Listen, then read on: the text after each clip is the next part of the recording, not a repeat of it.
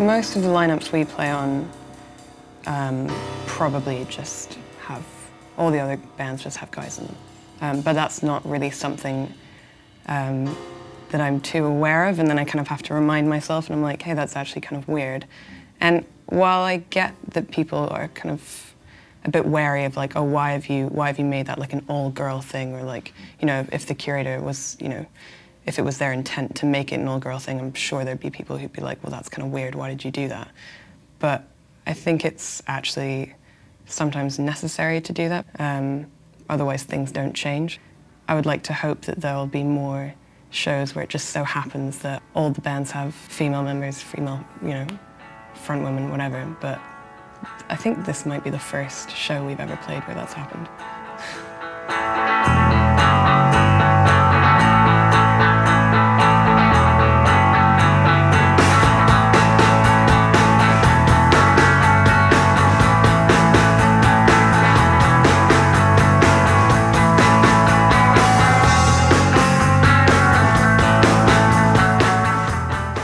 Why did I want to play guitar?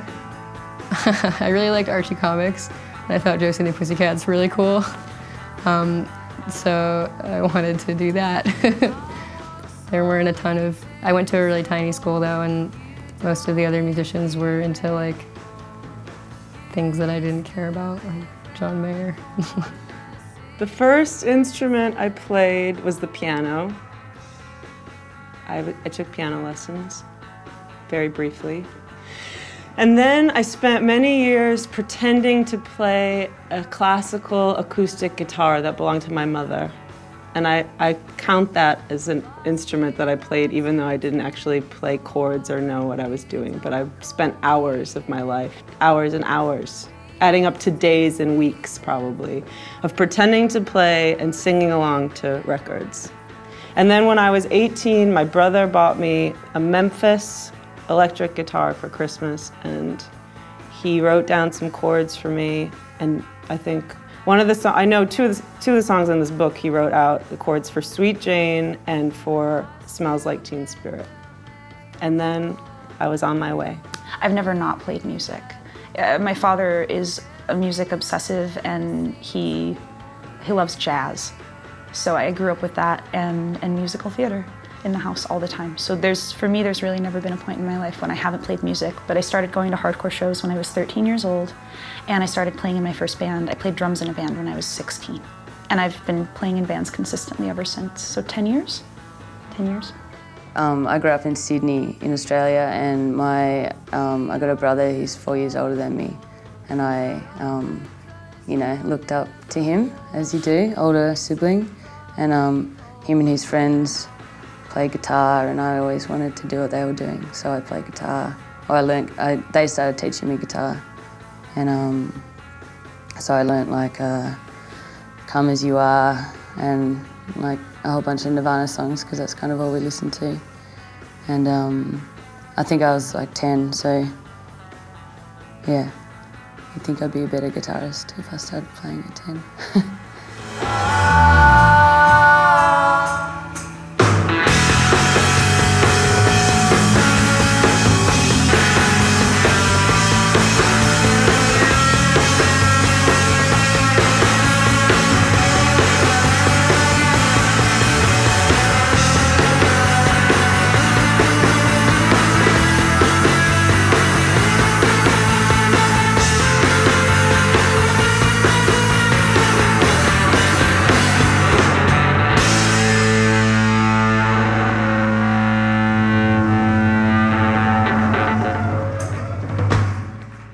Singing, or the voice itself, is necessarily corporal and guttural and physical, that it implicates the body and the image of the body and everything that goes along with that. But at the same time, the voice itself is totally unseen.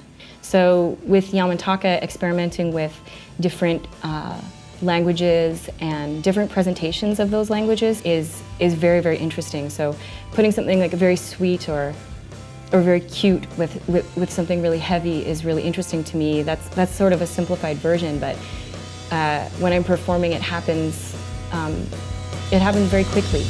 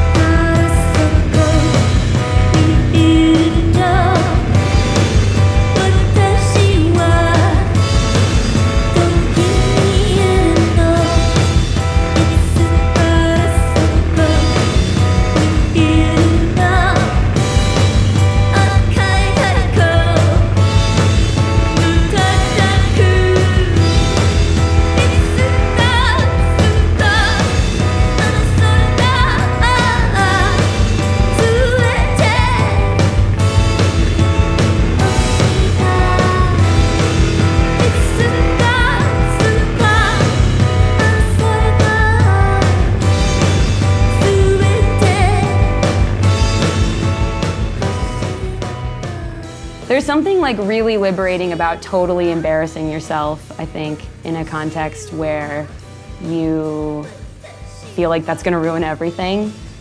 And then you do that and you realize like, oh, cool, I'm not dead. Like, you know, anyway, yeah.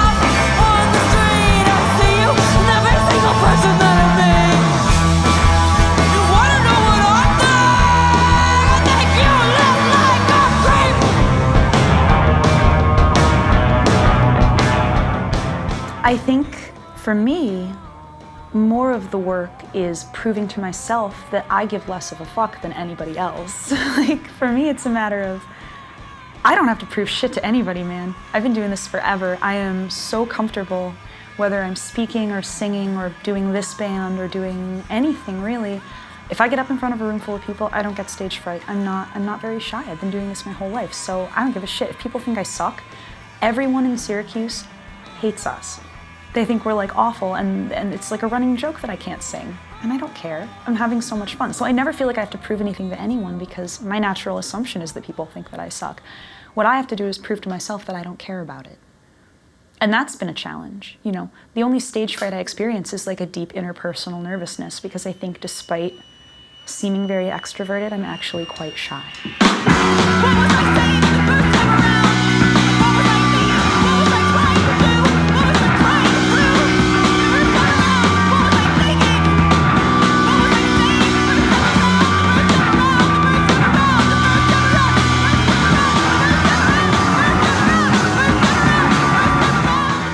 I think maybe there is some kind of pressure that's aligned with being a female musician just because you want to prove yourself as an equal person and not have to have the like female tag applied to you necessarily. It shouldn't feel like there's a difference to say that someone's a good guitarist or versus a good female guitarist, but so often it seems people feel the need to specify that. So I think playing live, I definitely put more emphasis on trying to do things that are interesting in terms of guitar playing and musicianship, just because it seems like the less expected route for a female performer to take. Usually when anyone meets me and realizes I'm in the band, they ask right away, like, are you the singer? Because that's just the assumption, right? That for so long that was the only entry for women into rock music. And that hasn't been true for a long time, but for some people that stereotype still prevails. So even though I am, you know, the singer in the band, I guess I take the guitar playing more seriously and try to present, you know, a show of musicianship. Not necessarily in a way that's flashy, but I try not to, in the same way that I try to make lyrics difficult, I try not to take the easy way out on guitar.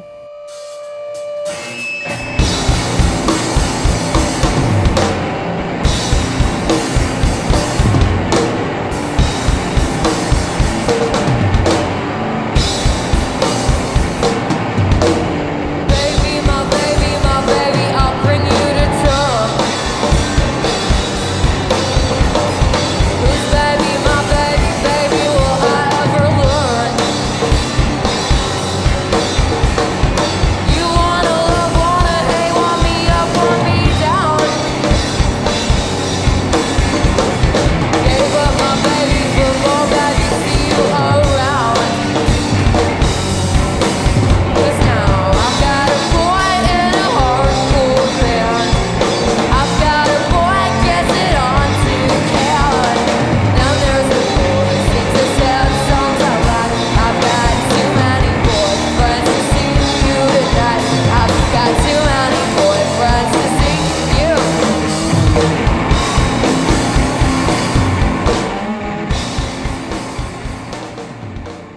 am just another person in a band making music, and why should we make a big point of it, you know? I think setting ourselves apart that's part of the problem, maybe. If there is a problem, then it's part of the problem. Or one could see it that way. Of course I've had experiences where I've felt like slightly discriminated against in this sort of like rock venue setting or from audience members and stuff. But I think that's, you know, men are abused too in these sorts of horrible rock club settings that we're exposed to. It's not a very good environment, you know. It's not a very healthy environment for anybody, night after night. So watch us go weekend in Wimbledon on your boulevard. I'll climb up and down to the car in the commercial. The pace for us to eat at the end of the 7th grade. But since the handle is broken, no, I can't get out. You have to get yourself out of this. Yes, yes, yes. So you promised to take me to the end of the 7th grade. You promised to take me to the end of the 7th grade. You promised to take me to the end of the 7th grade. Oh, but you didn't know the way.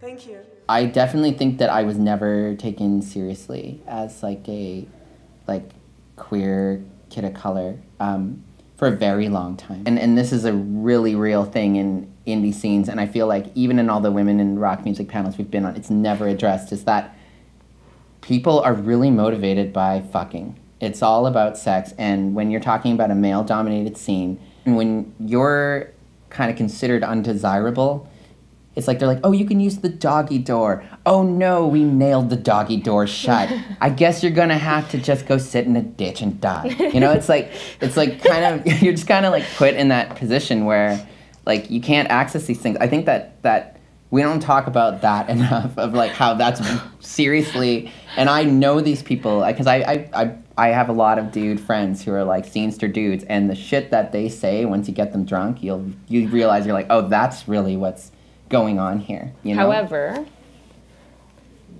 I do think that that kind of challenge does create phenomenal resilience and talent. It's hard to write about what you're happy about, really. I think it's definitely easier when something's pissing you off to you just have more to say about it, because you know you're pissed off, so you want to rant, and usually no one cares, but if you put it in a song, they don't know that you're doing that, so they just have to listen to you. I'll make you talk if you don't wanna. How I should enough to you. You want me so much you can't breathe. I dream of pulling out your teeth. I'll make you talk if you don't wanna. How I should enough to you. You want me so much you can't breathe. I dream of pulling out your teeth.